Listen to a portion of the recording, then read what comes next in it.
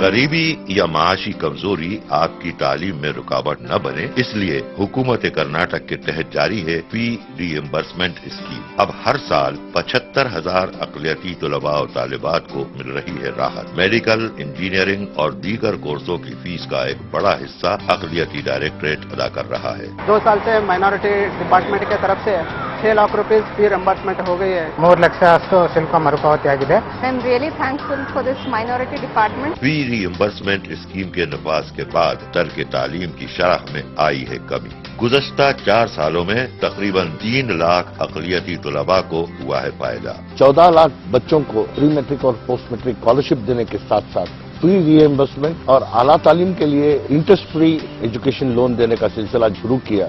दीगर तबकों के साथ साथ अक़लियतें भी तालीम की नई बुलंदियों को छुएं, यही है हमारी सोच, यही है हमारी कोशिश।